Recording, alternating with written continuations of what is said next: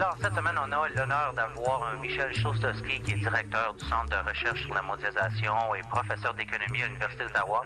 Il est aussi auteur de Guerre et mondialisation, la vérité sur le 11 septembre et la mondialisation de la pauvreté et le nouvel ordre mondial, qui est un best-seller international publié en 11 langues. Alors, Monsieur Chostowski, bienvenue encore sur le programme. Ça me fait plaisir d'être sur le programme. C'est un plaisir de vous avoir. Écoutez, on va être assez bref. On va essayer d'aller directement au cœur du problème. Je vous appelle parce qu'ici, ça fait déjà plusieurs semaines, en fait même depuis le mois d'août 2007, qu'on voyait une crise se pointer à l'horizon. Et puis les médias nous rassuraient. On nous disait de la part des politiciens que tout était beau. Et puis finalement, on s'aperçoit que c'était de quoi qui était en jeu depuis longtemps. Et puis je m'aperçois en fait que les médias n'approchent même pas le cœur de la vérité de ce qui se passe en ce moment. Les gens pensent qu'on vit une crise financière, mais en réalité, je vois ça plutôt comme étant un transfert d'argent. Mais je vais vous laisser parler de ce que vous pensez de ça. Vous avez déjà écrit des articles aussi sur votre site mondialisation.ca et Global Research, comme la Grande Dépression du 21e siècle et l'effondrement de l'économie réelle. Monsieur Chostowski, comment vous voyez ça, ce qui se passe en ce moment? Vous êtes un professeur en économie, là, donc vous êtes la personne qu'on va laisser parler pour vraiment savoir ce qui se passe là. Écoutez, d'abord, il faut comprendre qu'il y a des enjeux au niveau du pouvoir économique. Donc, c'est pas tout simplement un mouvement spontané des marchés financiers répondant à une instabilité telle qu'on nous le présente effectivement.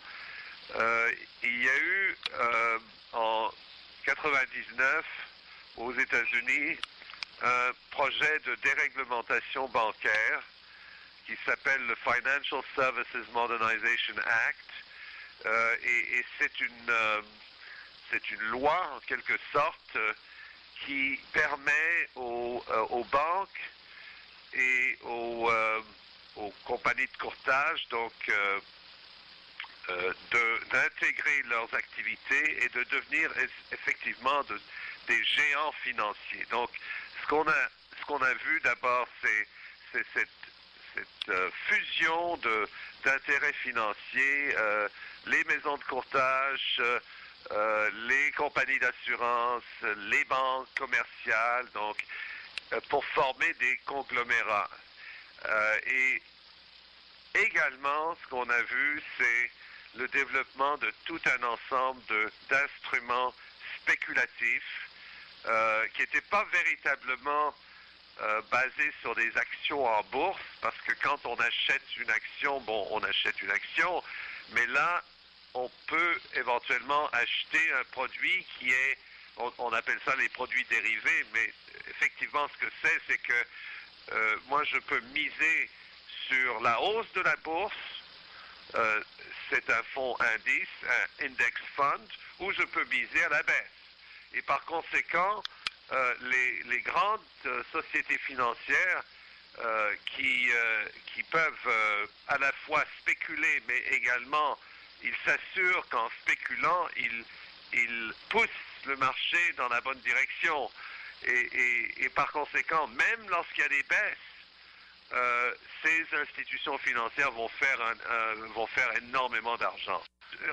En fait, c'est très difficile de calculer ces montants-là parce que, en fin de compte, les montants qui ont été appropriés durant les dernières années par les hedge funds, etc., on parle de 1000 milliards de dollars. C'est des sommes absolument astronomiques. Et ce qui est en train de se passer maintenant avec cette opération de sauvetage qu'on a également au Canada. Au Canada, le gouvernement fédéral a consenti un transfert, parce que c'est ça, de l'ordre de 75 milliards de dollars. Donc c'est environ le 10% du montant aux États-Unis, qui est de 700 milliards de dollars. Alors là, qu'est-ce qu'on fait?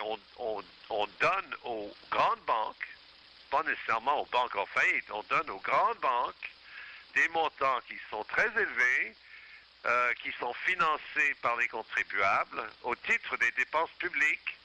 Et ensuite, avec cet argent-là, qu'est-ce qu'ils vont faire? Ils vont racheter des compagnies financières en difficulté, et ils vont également racheter l'économie réelle qui, de toute façon, est en chute libre au niveau de sa cotation en bourse.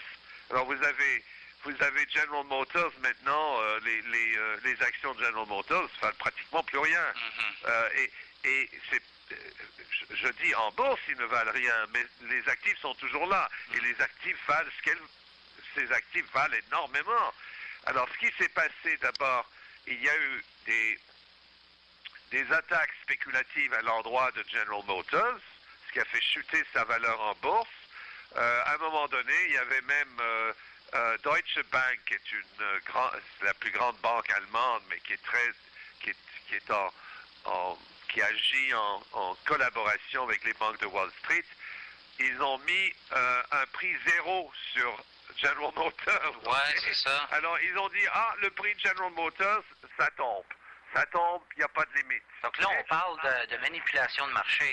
Les gens ils pensent que c'est un peu comme la météo, mais en fait, on se rend compte que finalement, comme c'est aussi le PPT, comment ça s'appelle, le Protection Plunge Team, les gens manipulent le marché. Il y a beaucoup aussi d'insiders qui font, en misant à la baisse ou à la hausse, des titres vont faire flancher le système au complet dans leur faveur. Mais exactement. Alors, vous avez, si on prend l'exemple de Deutsche Bank, c'est un géant financier agissant avec d'autres compagnies financières comme Bank America ou JP Morgan. Ce que ces banques peuvent faire, c'est d'abord de miser, de dire, bon, ça va chuter. Alors, les rumeurs circulent. Et c'est des annonces qui sont ensuite reprises par toutes les agences de nouvelles, en disant General Motors est en difficulté. Qu'est-ce qui se passe? Ces banques-là ont déjà misé ils ont déjà misé à la baisse de General Motors, et donc c'est des options à la baisse, et ils vont faire de l'argent lorsque les actions baissent. Parce que c'est comme faire une mise sur la baisse du marché. C'est comme s'ils initiaient le mouvement dans un certain sens. Ils font les deux. Ils misent à la baisse, ils achètent des instruments spéculatifs qui vont leur donner un retour au moment où il y a une baisse. Si ça monte, ils perdent. Donc qu'est-ce qu'ils font? C'est ce qu'on appelle des put options, ou bien c'est le short selling. Qu'est-ce que ça veut dire? Ça veut dire qu'on peut, avec le short selling, on peut même vendre des actions qu'on ne possède pas. Alors, et bien ensuite on le rachète on les rachète au moment où la transaction se finalise. Mais alors, ce que les grandes institutions financières vont faire, c'est qu'elles vont miser à la baisse et elles vont manipuler à la baisse simultanément. Parce que nous, un simple investisseur ne peut pas faire ça. Il peut miser à la baisse, mais il ne saura jamais si ça va baisser ou monter. C'est ça. Alors, ces institutions financières ont le pouvoir de miser à la baisse et en même temps de manipuler le marché afin que la baisse se concrétise. Et ensuite, troisièmement, une fois que la baisse se réalise, ils ramassent les morceaux, ils rachètent les actions à 10% de leur valeur. Alors c'est ça, et tous ces instruments spéculatifs ont été mis en application, je dirais dans les 20 dernières années. Ça date... Déréglementation du secteur bancaire. C'est la déréglementation du secteur bancaire. On peut parler de 87 qui était